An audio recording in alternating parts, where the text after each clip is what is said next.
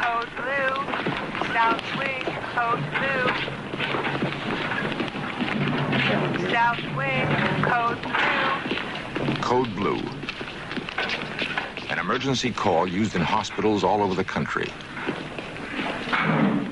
Code Blue alerts a special team of doctors and nurses that a patient has died. A resuscitation attempt will be made.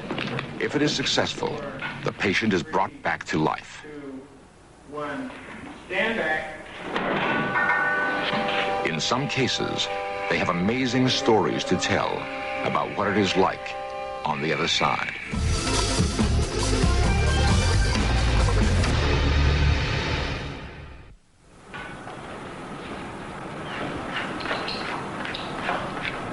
Dr. Thomas Rockwell is on intimate terms with death. As head of the emergency room at Santa Monica Hospital in California, he treats over 90 patients a day who are on the outer edge of life. Rockwell is one of many doctors caught in the debate over what is the end of life. The medical definition of death has been challenged by the advance of science. We're all composed of billions of cells. These cells depend on each other for their survival, but each of them has a lifespan of its own. EKG, and I'd like to get a portable chest film. Dr. Rockwell, CPR. Code blue. 2, 3, 4. In the past, death has been defined as the point at which the heart stopped beating. Count of 5, I'm going to defibrillate. 4, 5. 1, stand back, go. But we've come to find out that some of the cells in the body can live on for a considerable length of time after the heart stops beating. Now we have redefined death to mean death of the cells in the brain. Now it's very difficult sometimes to tell when that has occurred. If you use the definition of death used to be used, many patients who would have been declared dead under those criteria are resuscitated and regain consciousness and go on and live a useful life. The medical profession's dilemma over the definition of death has startling implications for everyone. What is it like to die? For centuries, man has turned to his priests and wise men for answers. There were no first-hand accounts to go by. Now, due to advances in medical science, there are a few among us who claim to know what death is. Not scientists or doctors, but people who have technically crossed the line between life and death. Western custom is to mask the pain of dying and the sting of bereavement. But the accounts of those who have died and been brought back to life are remarkably similar in that the experience seems not to have been an unpleasant one at all. The words they choose may be different, but their stories lead to the same astonishing conclusion. One account goes, "I lost control of my car on a curve, and I remember thinking, this is the end. I felt like I was tumbling through a long tunnel, and then suddenly I found myself floating over the scene of the accident."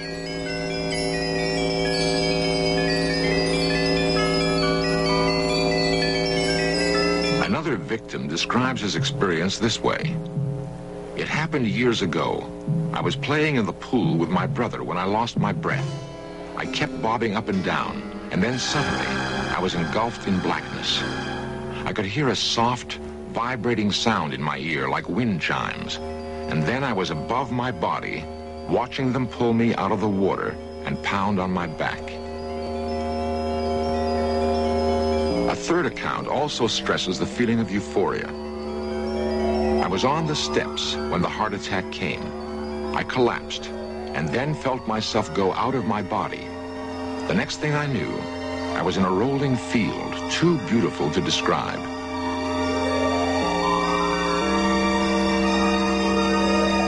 I was overcome with a feeling of utter peace and tranquility." Many have been reluctant to tell others of their encounters with the unknown, but a few have begun to speak out publicly.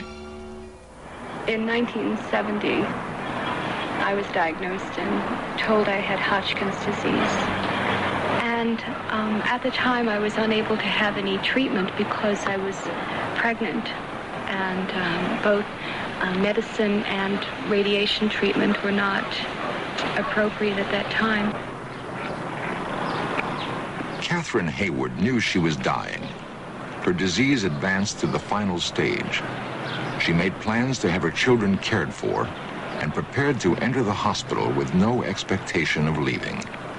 I was 27, critically ill, terminally ill. Began getting weak, very weak, in June 1973, and called my best friend Anne, who took me to the hospital. They took her immediately into the emergency room and began to try to locate veins so that they could get some blood from her. And after that, they took her to the coronary care unit. Then it happened. I was lying on my side, and I looked over at the heart monitor, and the line went straight across. The next thing I knew, I was standing over my body, looking down at the form in the bed. I watched the nurse beside the bed, adjusting the wires, and I was fascinated by it. I kept wanting to tap her on the shoulder and tell her that I wasn't there. Then I saw this team of nurses and this little green thing on wheels coming toward the bed, and they were in such a hurry, it really scared me.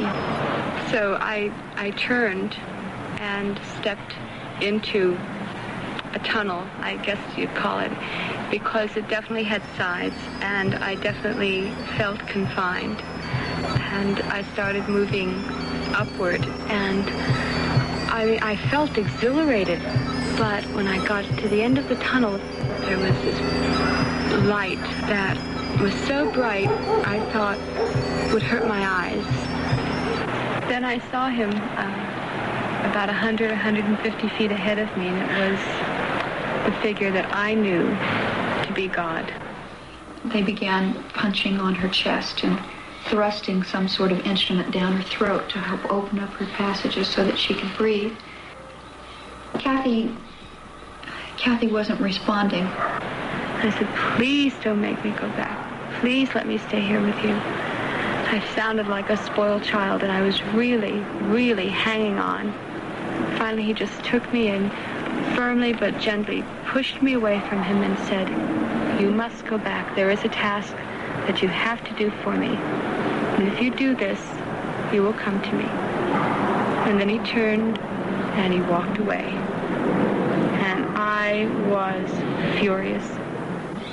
They had somehow managed to start her heart again and to start her breathing again. The doctor that was standing over me said, we've put the tube past her lungs into her stomach, and apparently they were pumping air into my stomach instead of into my lungs. And they said that's what was causing all this tremendous pain as I was experiencing as I was coming to, but I knew it wasn't that. I knew I was resisting coming back in the body. I felt a quiver running up and down my body, and I felt rage, and I felt like I didn't belong there. So there I was, and not speaking, and all of a sudden, the line went straight again. Saw this nurse come running in, and she took the portable oxygen tank down, and I watched all this, and I watched her put the mask on me, even though the line went straight. I still saw all this. I saw the bed being pushed down the corridor towards the intensive care unit. That's the last thing I remember seeing before I left my body again. I was immediately in the light. I was immediately in God's presence again. And he just took me in his arms and very gently said, do you understand? I said, yes, I do. And then I came back into the body with just the easiest breath. I signed myself out of the hospital. I left the hospital, and I haven't been back. 3 years later, Catherine's physician reports that she has no trace of Hodgkin's disease.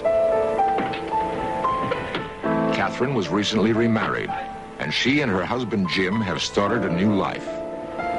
Catherine's story is not unique. The out-of-body experience has had a great impact on others who have come close to death.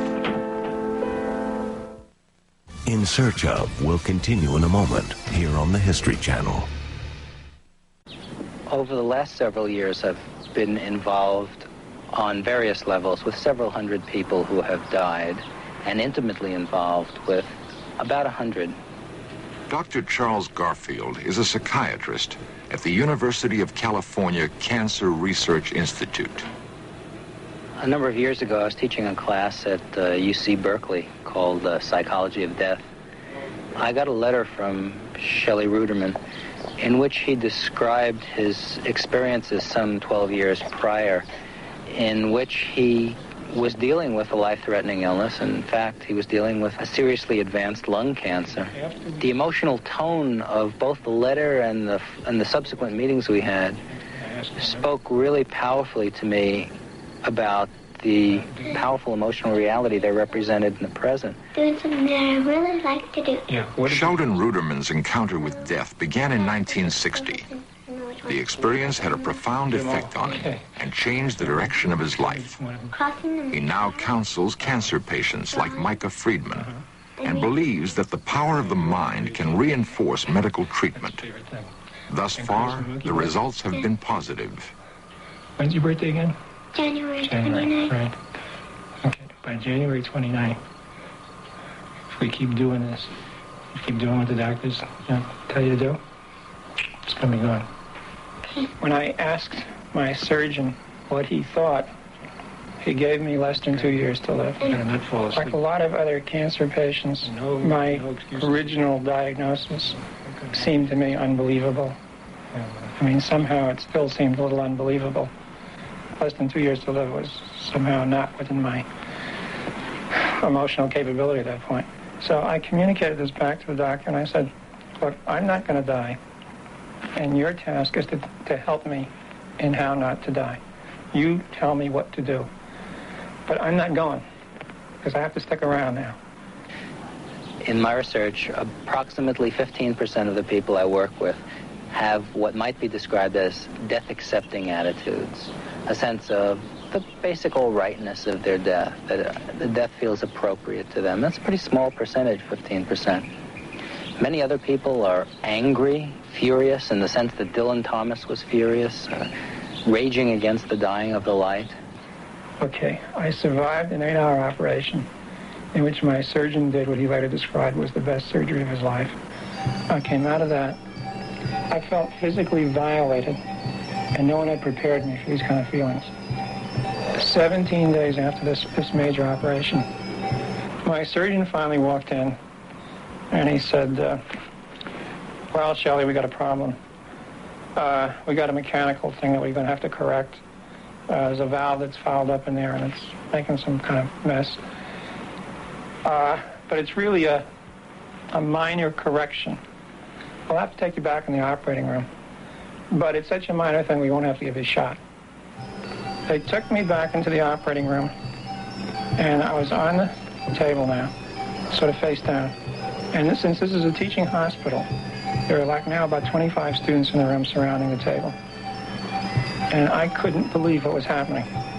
He was cutting me open, I was wide awake. One of the things I originally was trained in myself was engineering. What was perfectly obvious to me was that of the 25 people in the room, very few could see the surgery. So what I did was sort of like a little engineering thing. In my mind, I built a board coming out of the wall and back of me, which would go right over the table, right above the body. I'd be able to look down. No one would block the view. It was just, mind play. No sooner had I thought of that when my consciousness was on the ceiling watching this operation. I have to say at this point that the guy that I was at that time was somebody who thoroughly disbelieved in anything that was psychic. I was a very scientific character. I was an atheist, very pragmatic. I didn't believe anything I didn't see.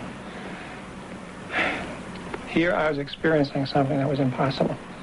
My conscience was on the top of the room, watching them operate on my body. The view looking down was very clear when it came to the people watching the surgery. I could see all of the students very clear. When it got to the outlines of the table that I was on, it got fuzzy. When it got to the outlines of my body, it got fuzzier yet. And when it got to the wound itself, where he was actually operating, I could not see. People have the sense of leaving their bodies, of rising above their bodies, and of drifting throughout the room, of being aware of images, of being able to see the room, to see the world from a different point of view, to be able to see their own bodies lying in the bed, and in essence, to be detached from the physical body. Now, about every 15 minutes or so, my surgeon asked me how I was doing. Somehow, I had to be back in the body to answer those questions. And I would say, all right, and then I'd get out again. I mean, while there was something going on someplace that said, this is impossible, the rest of it felt completely normal. I think the important part is that we're not just generating pictures in our mind out of anxiety, that somehow there appears to be a contact with a level of reality that we don't normally address. I felt like I was within, at the most, 24 hours of dying if I let myself die. And somehow it did not seem at all incredible at this point that it was up to me whether I lived or died. And that's something I never would have believed before, but it seemed totally obvious right then. He had come as a natural scientist, as a scientist from the conventional mold, and had had an experience that totally baffled him. Another thing was the fact that he was quite convinced that he was responsible, largely responsible, for his survival. That his will to live, his powerful sense of having to stay alive, in Shelley's case for the sake of a newly born son, was the ingredient that enabled him to survive an outrageous set of experiences. My wife did, what in retrospect was pure genius. There were no kids allowed on this ward, but she knew what it was I was trying to save my life for. So she took our kid, who was 6 months old, put him in a shopping bag, hid him, brought him up, brought him into my room, and in fact reminded me what the whole thing was about. When I saw him, it was like, that cinched the question. I had to stay alive. Let's go in your chest, where all the red soldiers are. So let's call them and tell them all to bring their squirt guns. And when they're all following you, we'll go into the other room where all the white soldiers are and tell them to bring their squirt guns. Tell all the soldiers to shoot all that gooey stuff into the holes in the monster, plugging up all those holes. And as the gooey stuff goes in there, watch the monster get smaller. Just watch the monster shrink. What the out-of-the-body experience did, what I became aware of, was that whether I lived or died did not depend on the kinds of rules that the doctors understood. The other thing that I think has been a major transformation is that I don't believe, as I did at the time this experience unfolded, that the end of life was the end of everything. I believe now very strongly that there is a life after death. My personal belief is that there is continuity, that it would be outrageous for me at this point to believe that this was all there was. If you ask me what I know for sure, I'm in the same ambiguous position that the rest of the human race is in. I feel sure to myself that there is something that transcends beyond when you die. I have to say that the out-of-the-body experience was probably the key thing, because it is very hard once you realize you can have your consciousness and your body to separate, not to at least entertain the idea that even when your body is gone, your consciousness may go on.